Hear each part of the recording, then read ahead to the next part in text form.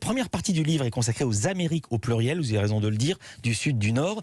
Vous racontez les civilisations qui sont succédées autour de ce qui est devenu le Mexique, les traits culturels communs, par exemple la pyramide à degrés, les sacrifices humains, la culture du cacao, le calcul en basse vin, mais aussi, et là je suis tombé de ma chaise, un jeu de balle très ritualisé, une sorte de foot. C'était quoi ce jeu de balle? Oui, alors c'est extraordinaire parce qu'encore aujourd'hui, quand on va visiter les sites, ce qu'on appelle les Mésoamériques, effectivement, c'est disons Amérique centrale et le Mexique à peu près. Et là, dans les sites aztèques, mais aussi dans les sites mayas, on trouve toujours quelque chose qui ressemble à un stade. Ça veut dire il y a une pelouse, disons, et autour des gradins, on les voit encore dans certains endroits. Et là-dedans, on jouait à un jeu de balle. Il y avait deux équipes qui sont face à face. Et effectivement, il y a une balle je sais pas en quelle matière c'était fait, c'était pas en caoutchouc, mais enfin encore qu'il y avait l'usage du caoutchouc, mais et on la pousse avec les hanches et on la pousse avec les avant-bras. On n'a pas le droit de toucher autrement. Mais comment on sait? Où est-ce que vous avez trouvé les règles du jeu? Alors là, on le sait parce que ça a été pratiqué longtemps encore après.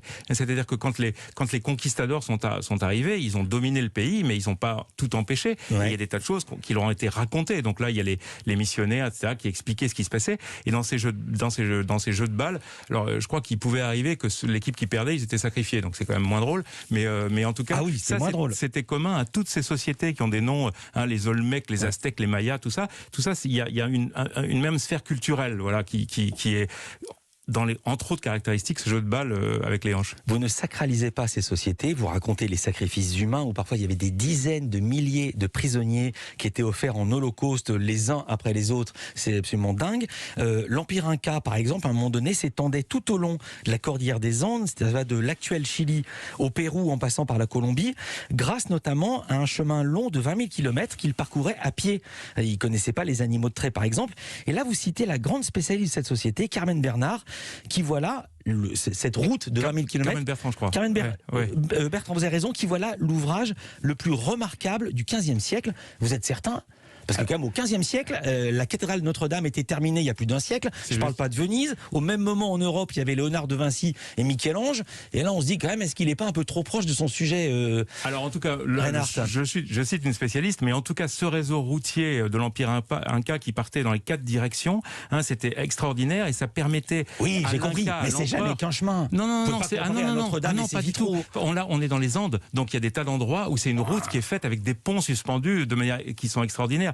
Et puis l'autre chose qui est extraordinaire, c'est que les Indiens ne connaissaient ni les animaux de trait, comme vous le disiez, il n'y en avait pas, il n'y avait pas de chevaux, ou de vaches, ou de choses comme ça, et puis par ailleurs, ils ne connaissaient pas non plus la roue. Ouais. Et ce qui est extraordinaire, c'est que sur ce chemin, il y avait des messagers qui parcouraient, quand l'Inca donnait à l'empereur, quand il donnait un ordre, cet ordre était compris rapidement, parce que des messagers partaient immédiatement sur cette route, et toutes les 30 km, je crois, ou tous les 90 km, je ne sais plus, en tout cas, ils avaient un petit sifflet ou une petite cloche, ils avertissaient de leur passage, et à ce moment-là, il y avait un autre messager qui prenait, et les messagers allaient beaucoup plus vite qu'en Europe à la même époque.